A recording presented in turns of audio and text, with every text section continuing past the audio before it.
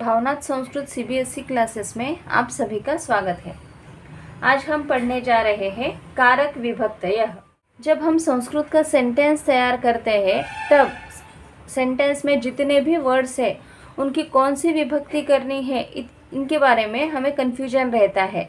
ज़्यादातर हम प्रथमा का उपयोग करते हैं क्योंकि वो विभक्ति ज़्यादातर यूज़ की जाती है, लेकिन सेंटेंस में हमेशा प्रथमा ये एक विभक्ति ही उपयोग में नहीं आती। तो प्रथमा से संबोधन तक के सभी वर्ड्स का, सभी विभक्तियों का हमें उपयोग करना पड़ता है। इसलिए आज हम पढ़ेंगे कारक विभक्तयः। यहाँ पर देखिए, कर्ता ने प्रथमा। अब जो कारक के वर्ड्स रहते हैं उसमें से सबसे इम्पोर्टेंट है कर्ता। कर्ता यानी कर्तृपद।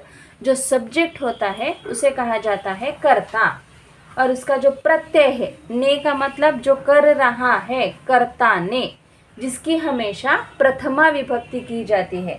यहाँ पर मैंने डेफिनेशन लिखी हुई है। कार्य को करने वाला कर्ता होता है। जो भी काम है, जो भी क्रिया है, उसे जो कर रहा है उसे कहा जाता है कर्ता यानी कर्तृपद, जिसकी हमेशा प्रथमा विभक्ति होती है।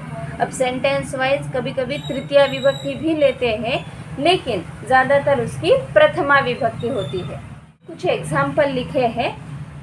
पहला एग्जाम्पल देखिए, बालकः हसति। अब यहाँ पर बालकः जो है वो है कर्ता यानी कर्तृपद। अब ये कैसे समझ में आया? तो वर्ब क्या है यहाँ पर? हसति। हसति यानी हंस रहा है। तो कौन हंस रहा है?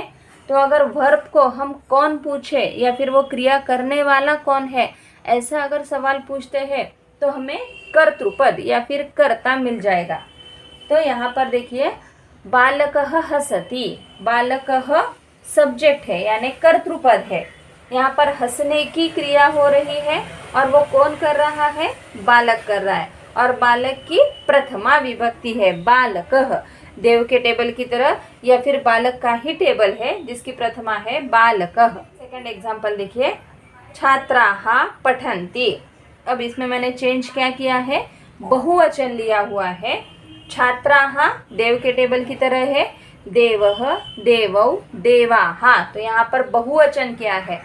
एक बार ध्यान दीजिए कि यहाँ पर सिर्फ वचन चेंज हुआ है, विभक्ति नहीं। क्योंकि हमने क्या बताया है कि कर्ता की हमेशा कौन सी विभक्ति रहती है? प्रथमा। तो यहाँ पर बालकः भी प्रथमा है और छात्राः भी प्रथमा है, लेकिन इसमें सिर्फ वचन चेंज है। यहाँ पर एक वचन है और यहाँ पर बहुवचन है। इसका मतलब क्या हुआ? तो कर्ता की प्रथमा विभक्ति होती है, वो एक वचन में भी हो सकती है, द्विवचन में भी, या फिर बहुवचन में। बालिका नृत्यति। अब यहाँ पर मैंने स्त्रीलिंग का वर्ड लिया हुआ है। बालिका स्त्रीलिंग यानी माला का टेबल है या फिर बालिका का ही टेबल है, जिसका प्रथमा एक वचन आता है बालिका। और अगर माला लेते हो तो माला, माले, मालाः। तो स्त्रीलिंग वर्ड भी आया तो भी प्रथमा आएगी बालिका नृत्यति। आगे और एक एग्जाम्पल दिया हुआ है। जो जनरली सेंटेंस में सब्जेक्ट, ऑब्जेक्ट और वर्ब रहते हैं, यहाँ पर वैसे ही लिखा हुआ है, रमा फलम खादति। तो यहाँ पर अगर कुछ कंफ्यूज होता है तो पहले मैंने जैसे कहा था कि ये जो वर्ब है इसको अगर कौन कर रहा है, ये क्रिया, अगर ऐसा सवाल पूछा जाए तो हमें सब्जेक्ट पता चलता है। तो फल खा रहा है, कौन खा रही है? तो यहाँ पर आंसर आएगा रमा।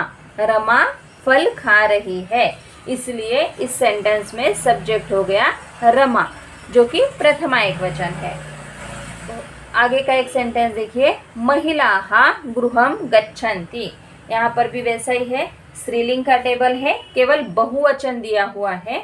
तो महिलाः क्या है?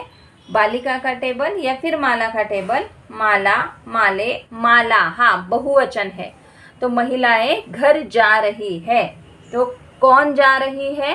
तो आंसर आएगा महिलाएं। इसलिए इस सेंटेंस में सब्जेक्ट हो गया महिलाः।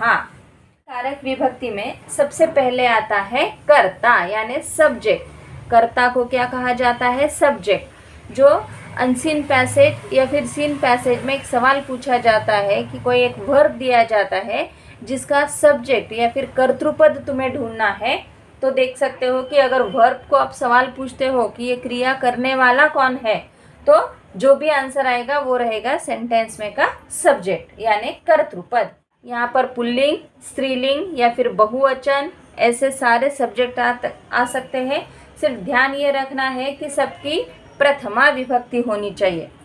मैं और एक एग्जाम्पल यहाँ पर लिख कर देती हूँ। अगर सेंटेंस आया है कि भानुः उदयति, उदयति का मतलब है उगना, तो सूर्य उग रहा है। अगर ऐसा है तो यहाँ पर क्या होगा, भानुः सब्जेक्ट रहेगा। तो भानुः सब्जेक्ट है और उदयति का मतलब है उग रहा है। तो कौन उग रहा है, भानुः, इसका मतलब है सूर्य। इस तरीके से आप कर्तृपद को ढूंढ सकते हो या सेंटेंस में यूज करते समय ये ध्यान रख सकते हो कि कर्तृपद की हमेशा प्रथमा विभक्ति होती है। अगर आपको मेरा ये वीडियो पसंद आया है तो लाइक करो, शेयर करो और सब्सक्राइब करो। Thank you.